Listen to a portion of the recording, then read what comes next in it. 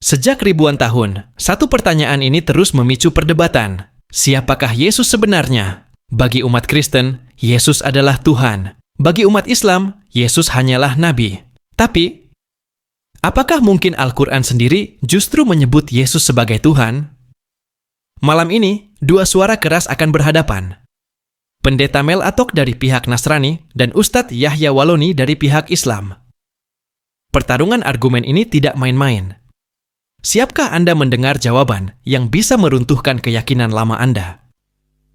Shalom saudara yang diberkati oleh Tuhan Yesus. Salam jumpa dalam kasih Tuhan bersama saya Pendeta Mel Atok. Saya mengucap syukur bahwa Tuhan begitu baik memberikan kesempatan sekali lagi untuk saya berbagi berkat kepada saudara-saudara sekalian. Mantap tuh video yang di depan tadi, Isa Al-Masih itu ternyata yang terutama di dunia dan di akhirat, yang terkemuka di dunia dan di akhirat. Saya juga baru tahu, dan penggalan video itu sangat membantu untuk kami mendapatkan informasi bahwa ternyata ada pengakuan itu dari pihak Yahya Waloni atau kawan-kawan dari Islam misalnya.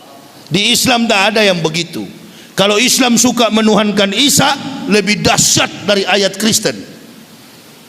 Bahkan di Al-Quran dijelaskan, Isa adalah orang yang terkemuka di dunia dan akhirat.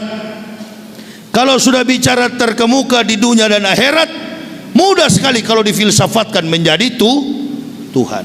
Adakah Al-Quran bisa difilsafatkan? Karena di referensi ayat yang lain dikatakan bahwa tidak ada Tuhan selain Allah. Nah inilah Al-Quran. Letak eksegesi, etika, logika, estetika ditaruh pada substansi yang benar. Semua konsep turun-turunnya ayat berdasarkan perjalanan sejarah. Kisah tentang Nabi Isa, ibunya Maryam, dijadikan sebagai judul daripada kitab. Realistis, kontekstualis, teologis, sistematis, dan rasional. Inilah kitab suci. Ini yang saya percaya. Dan tetap relevan dengan kehidupan zaman sekarang, kehidupan yang pernah, sementara, dan akan terjadi. Al-Quran itulah sebenar-benar firman dari Allah Subhanahu wa Ta'ala. Hanya tentu ada perbedaan yang begitu jelas bahwa pengakuan dari Yahya Waloni atau kawan-kawan Islam ya seperti itulah. Memang dia terkemuka di dunia dan akhirat, tapi tetap dia bukan Tuhan. Nah ini tentu berbeda dengan kita yang adalah agama Kristen. Itu urusan orang Islam. Tapi pengakuan Kristen memang kalau Yesus adalah terkemuka dunia akhirat atau pribadi, boleh dikatakan penguasa dunia dan akhirat. Anda bayangkan itu ya.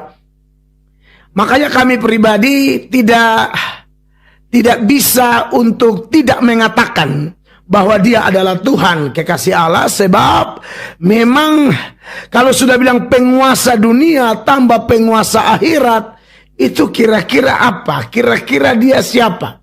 Nabi biasa? Tidak mungkin, saudara-saudara. Walaupun kawan-kawan Islam bilang nabi biasa, silakan saja. Tapi bagi kami dia tetap Tuhan, dia tetap penguasa, dan memang tidak ada yang lain. Jadi kalau memang seperti video Yahya Waloni, kalau ada ayat Al-Quran begitu ya silakan saja. Kami juga tidak berusaha mencari tahu, menggali. Karena bagi kami untuk menyatakan siapa sesungguhnya Yesus, kami tidak butuh buku yang lain. Kami hanya butuh Alkitab. Dan di Alkitab ada banyak ayat yang menyatakan bahwa memang Yesus penguasa dunia akhirat. Bahkan secara diam-diam saya membeli Iqra di pasar, dan saya mulai mengejah setiap kata-kata dalam Al-Quran. Akhirnya saya bisa baca dan berguru kepada seorang ustadz di Kalimantan. 8 tahun saya baca Al-Quran.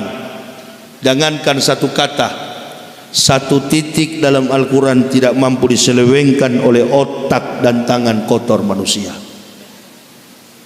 Kitab Kristen itu tiap hari dirubah, hampir tiap minggu.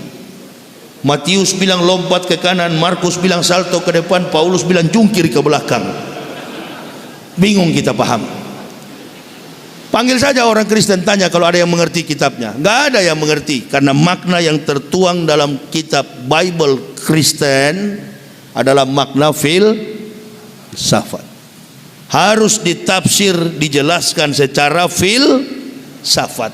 Ketuhanannya pun filsafat.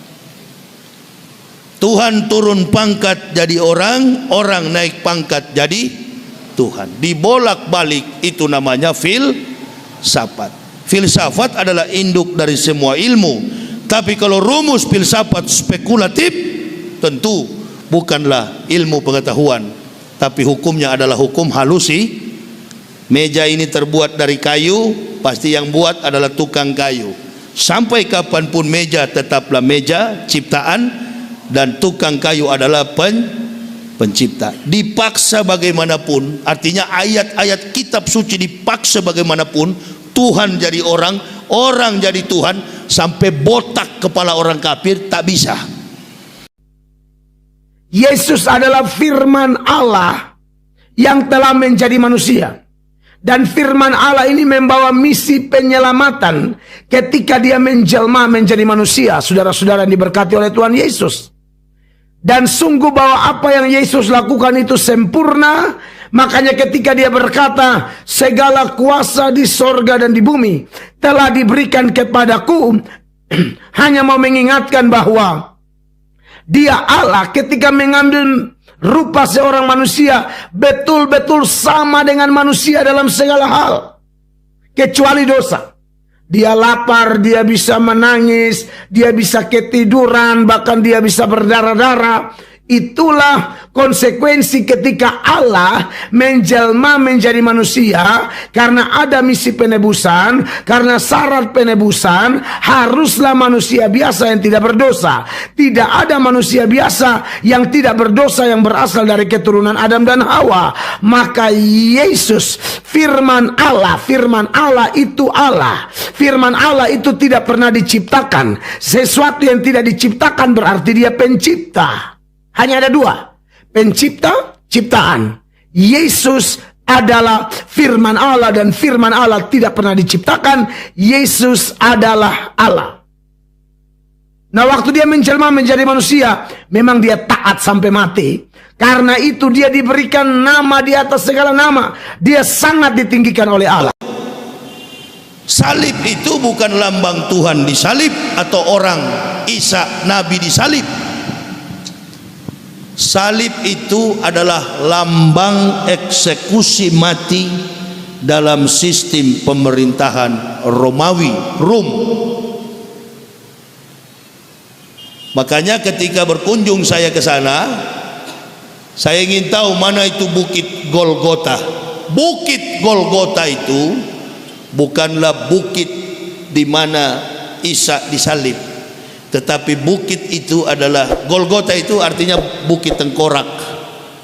Karena orang disalib di situ dari tahun 65 sebelum Masehi sampai tahun 6 Masehi Isa Al-Masih lahir. Romawi memerintah menguasai Yerusalem dari tahun 65 sebelum Masehi sampai tahun 6 Masehi. Isa lahir tahun 6 sebelum Masehi. Perhatikan, 6 sebelum Masehi sampai 6 Masehi. Isa lahir 6 sebelum Masehi. Jadi eksekusi mati itu sudah ada pada zaman dulu, sebelum datangnya Nabi Isa. Pada zaman Nabi Musa, bahkan sebelum Nabi Musa, sudah ada eksekusi dalam bentuk penyaliban.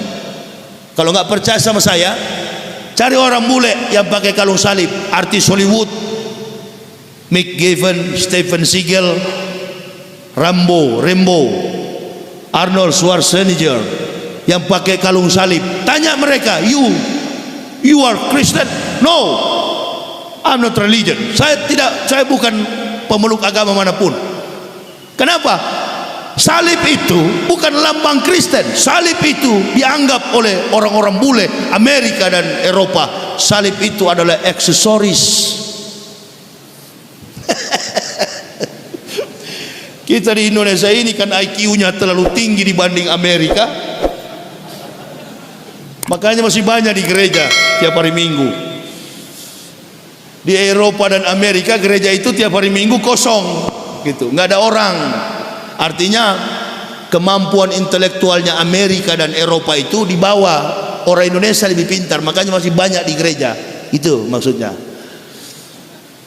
Nah, kalau yang mengerti pasti ketawa itu, yang nggak ngerti melongo dia. Apa ini dia bilang? Ya, karena IQ-nya orang Eropa dan Amerika itu di bawah, sementara orang Kristen di Indonesia itu IQ-nya di atas 200. Itu maksudnya. Baru ketawa kan? Jadi kalau mau menyerang keras tapi ilmiah supaya lawan tidak berkutik. Jangan menyerang membabi buta, kan begitu. Menyerang babi buta hanya membuat kita terpenjara. Fakta dan tafsir sudah dilempar ke meja. Dua keyakinan sudah saling beradu. Lalu, bagaimana dengan Anda? Apakah Anda masih percaya Yesus hanya seorang nabi? Atau mulai melihat bahwa Al-Quran bisa saja mengakuinya sebagai Tuhan? Pilihan ada di tangan Anda. Tinggalkan pendapat Anda di kolom komentar. Dan pastikan Anda like, share, dan subscribe. Karena perdebatan selanjutnya akan lebih panas, lebih berani, dan lebih mengejutkan.